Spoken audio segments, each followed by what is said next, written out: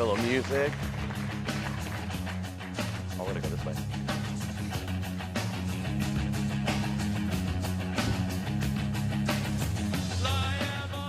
Excellent. Do you guys know who that was musically? Anyone can name it? Yes? Yes, bingo, excellent. So I'm going to give them each a moment to tell you who they are very quickly, 30 seconds, quick, who they are and what they do, and then you're going to see why we put these two wonderful people together. Please. I'm Tao Huang. James. Oh, I'm sorry. Yeah. No. And I help lead the content distribution efforts at Defy Media. Defy Media, which some of you may already know, we are a digital studio that's powered by 100 million social followers. And I'm James Williams. I'm the Director of Digital Video for National Geographic. I oversee the team that produces all the content for news, for magazines, stuff coming in from the Science and Explorers, as well as all the social platforms. So our Facebook, our Snapchats, those kinds of things. So hopefully you can see why we put these two together. Content, distribution. Ah, see? Must work together. So we put them together specifically so we could talk about how content and distribution work together to basically make money, to generate revenue for us. So I'd like to start with starting from the brands, the content brands, James, and starting to think about how do you start looking at your content brands that you have and developing programming and saying, okay, these are the types of programming we can develop and series we can develop. Where do you start with that? So first of all, we never forget what we are at our heart, which is we're storytellers, just like everybody in this room pretty much. You're either a storyteller or you're helping get those stories out there. So, and storytelling is constantly an evolution. And so, you know, in the current state of all the various platforms, we think, what's the story that we want to tell first of all? Is it a good story? Does it have a good payoff? Is it something that's actually going to resonate with folks? With our brand in particular, we have a great deal of brand affinity. People really love National Geographic. I love National Geographic, so I went there. So we have a threshold that we have to cross. So our first question is, can we meet that threshold? Do we have the goods to actually tell that story and deliver on that promise that we're making to our viewers? If the answer is yes, then we start thinking, okay, what's the platform that they're going to be viewing this stuff on? Because at this point in the game, if you had asked me a year ago, how do you get content out there? I would have told you make one video and you put it everywhere. So if it's a 2-3 minute video, you would put that on YouTube, you put it on your O&O, you distribute it across the board. And over the last year, we found that's just not effective. When we launched with Snapchat Discover, we started off by putting horizontal videos 4 minutes long. And our Snapchat audience just told us through the data that that's not what they wanted. And it makes total sense in retrospect. Snapchat's a platform that takes 1 to 2 seconds every time you're connecting with it. We had to adapt our storytelling to that. So the first thing I think about is what's the platform, what's our audience, and then why are they going to take that content, and why are they going to share it, and how are they going to become basically endorsers for our brand and our storytelling within their circles as well. So it starts with the story.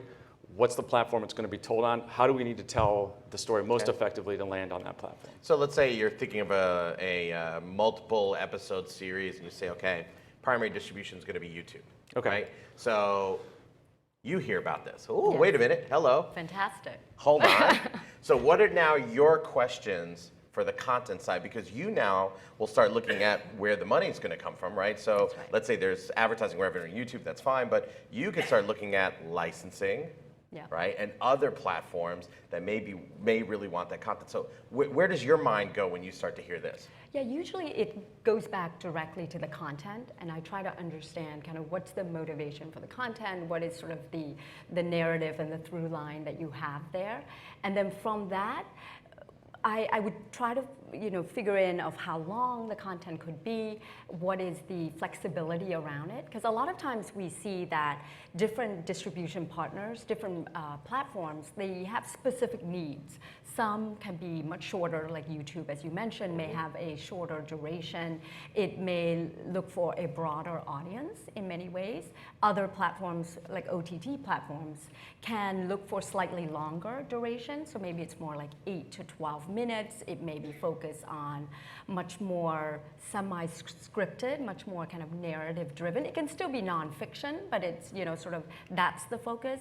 And even in the audience itself, it could be the same piece of content, but it could try to reach, even when a platform is targeting millennials, it could be younger millennials, so the 13 to 24 versus older millennials of like 24 to 34.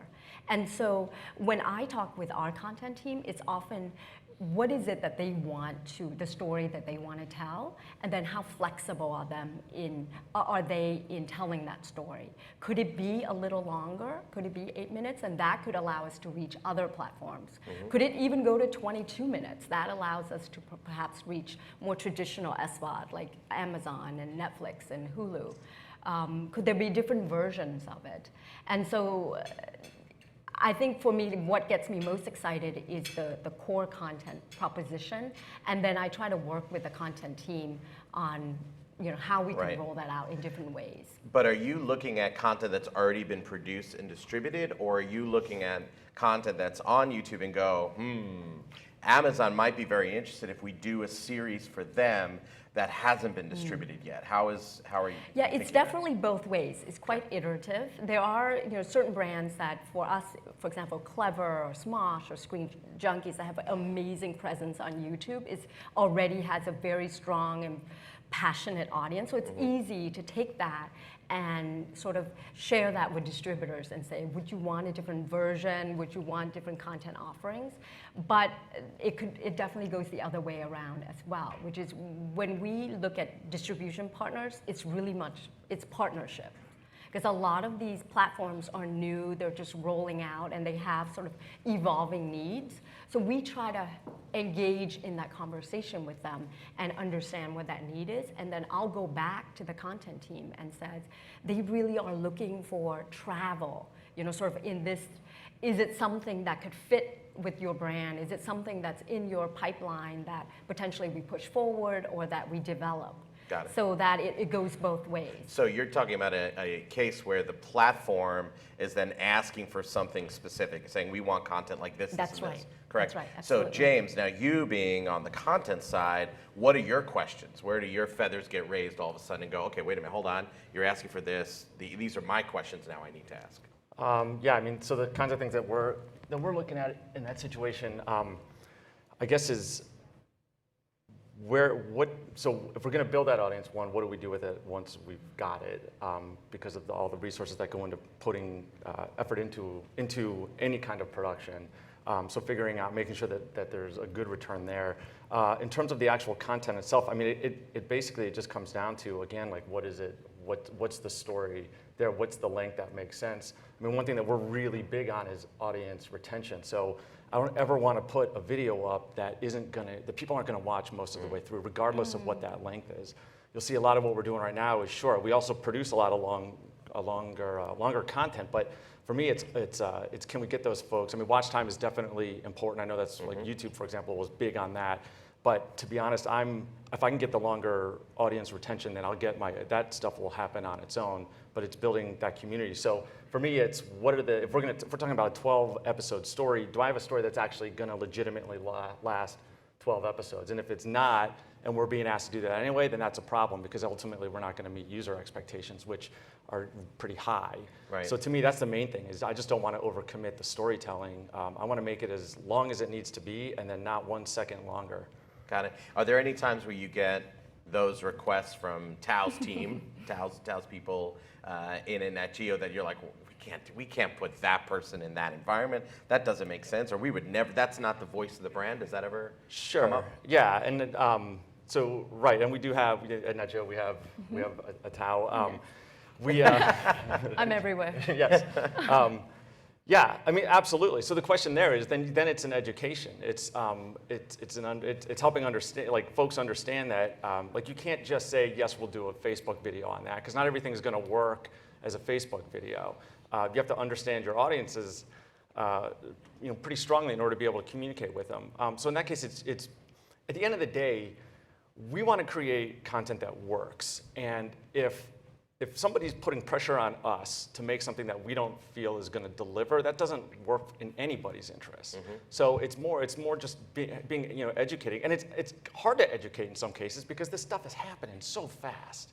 So something that's working today, we all know isn't. I mean, the joke, right? Everybody in this room knows it. Is that like 6 months from now, Facebook is going to do something else, and we're going to have to adapt if we want to be in that space. So the education is happening, pretty much real time, but after you've done it long enough, you kind of get a sense of how to adapt quickly, and you can very quickly parse that information to figure out what is the valuable information there that gives you those signals that you want to follow, so that you can communicate that to folks and set the expectations in the right place. Now, Tao, we know that creative always seems to trump in a lot of cases, and people get very excited. Oh, we got a brand new series from Smosh, and they're going to do this.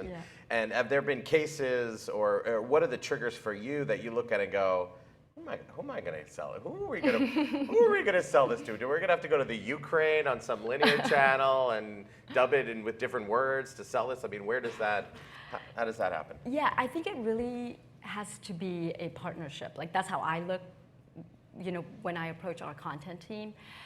If I'm doing my job correctly, I'm sort of growing the audience for our brands.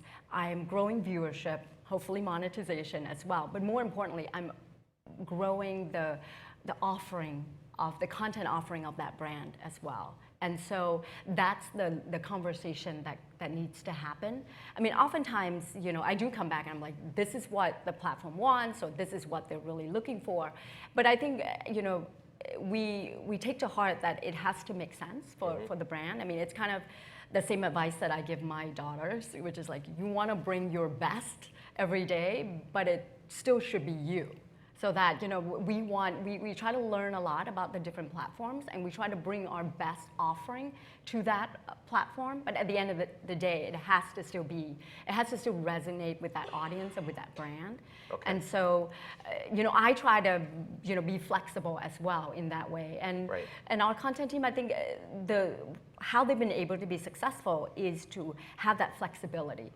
We love our brands and we think it can go everywhere, but not every piece of content can go So everywhere. new buyer on the market is Go90, Yeah. right? And I think it's a great time to show the little clip of absolutely. what you've been able to do with Go90 as a new platform. Sure, great. Let me just tee it up really quickly. So the show I'm going to tee up is Clever Now, and it's an offering from our brand Clever. And Clever is huge on YouTube. It has like 10 million subscribers, over 180 monthly views. I would say on YouTube it's very much like a news feed, like breaking news, kind of 1 to 2 minute videos, maybe some styling tips. And Go90 loves Clever, and they're like, what can you bring to us? And so this is a clip, hopefully, of what our team was able to put together for Go90.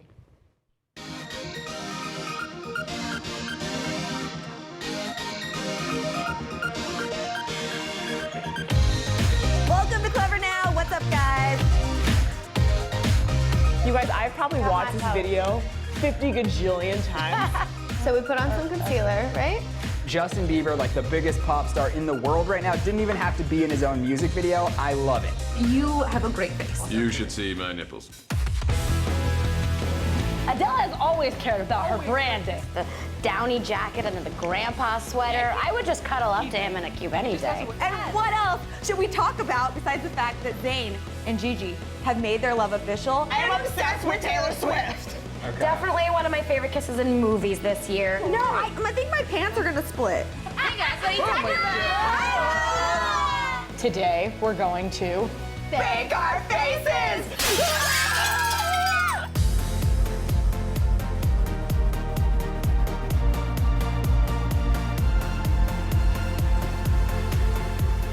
So you should definitely watch it. Download the app right now. I'll tune in. Yeah, you will. We have a viewer.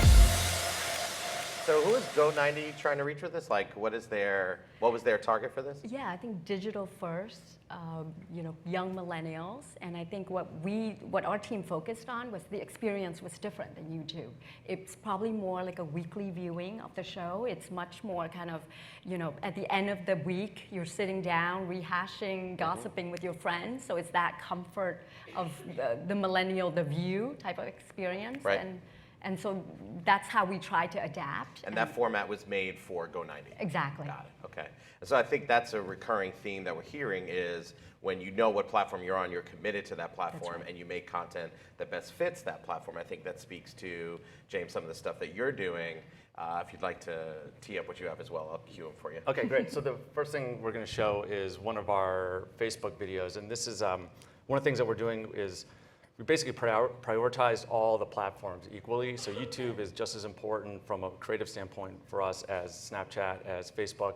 what you'll see here is we send explorers out into the field. They come back with these moments, and we create series to funnel these moments into.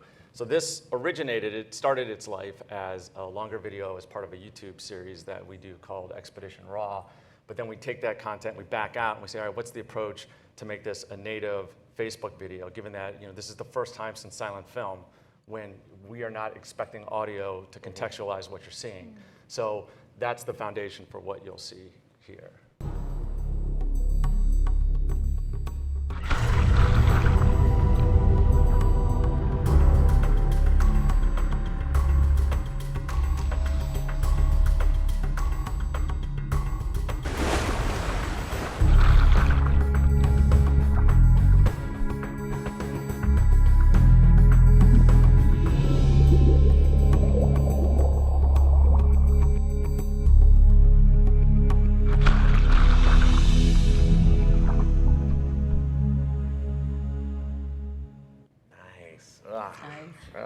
It's not bad. Excellent. And this next one? So the next one is Snapchat. This is everyone's familiar with the Damn Daniel meme that went around. So one of the things that when you work for a brand that's been around since 1888, 128 years old. So many apps these days. Brands can spread themselves far and wide. There was a certain approach people come to with that magazine. There's a certain expectation. We want to reach out to folks who are younger, who kind of speak a different language. So what you'll see here is sort of our take on, this is how National Geographic introduces itself to a younger millennial audience. Damn, Beaver. Damn, Beaver. Damn, Beaver. Back at it again with the wet paws, Beaver. Excellent. Well, look, I'd like to open it up to the audience for questions. You've got rare opportunity to get content and distribution together, talking, and they are way too friendly. I don't know if you guys, content distribution people in your company, this is way too friendly. They were too nice to each other. So, questions?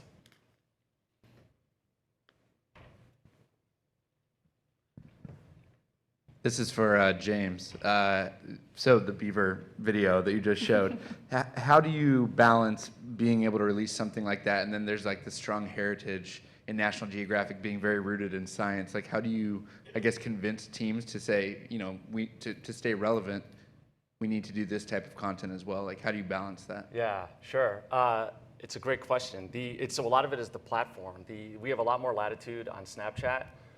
We gingerly test the boundaries, but we are constantly testing them. So if you look at our Facebook video feed, for example, there's a difference between the audience on Snapchat and the audience on Facebook, and you can actually see our misses on our Facebook page. Not misses in the sense that they didn't resonate as much because we took a little bit too much liberty with how we presented the content.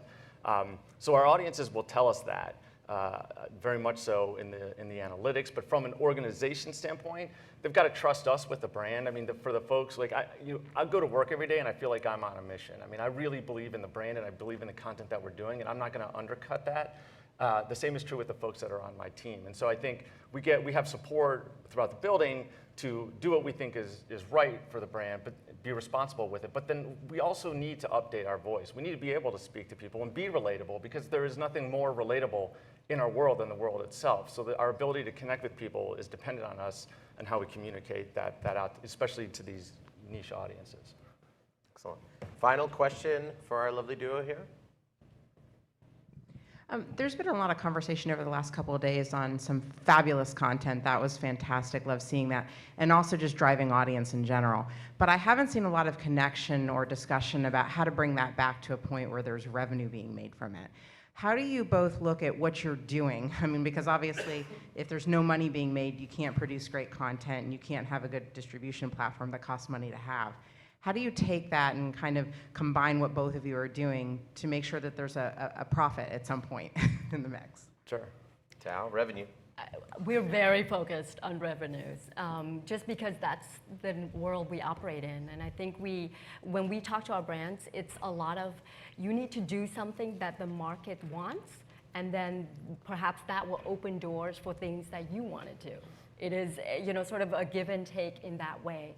And at the end of the day, we are here to entertain and to engage and, to make great content for our audiences. So we listen, that the 100 million social followers, we try to have that dialogue with them and hear what they want to make as well versus what they want us to make versus only what we want to make, which sometimes may not align perfectly. But I think revenues is very important, and it's the way to allow us to fund other strategies as well going forward. Yeah, with Nat Geo, I mean, we approach revenue the same, I think, as everybody does. I mean, you've got your O&O that you focus on, you've got your YouTubes you focus on. With these emerging platforms, I think some of it is you've got to be in the space in order to. Some of it it's like we all are taking. I mean, every one of us here, when you look at the boards out there, everyone's trying to figure out how do you monetize things like Facebook, and it's a great question, and I think the problem is that these platforms evolve so quickly that it's like everything's in sort of constant catch-up mode. So some of it's to be honest, it's a little bit of a leap of faith. Some of it we're revenue positive on it because we've got some pretty good scale to offer in that sense. But we're all in digital for whatever reason. However, we all ended up in this space. Like it's a crazy space to like decide to land in. And as we do that, we're all sort of figuring it out as we go. I mean, to me, one of the biggest takeaways I've had being here is just understanding like the challenges that we face are the challenges that like all of us across the industry face. Excellent. Well, thank you, James. Thanks. Thank you, Tao. Thank you so much. Thank you so much for coming. And now.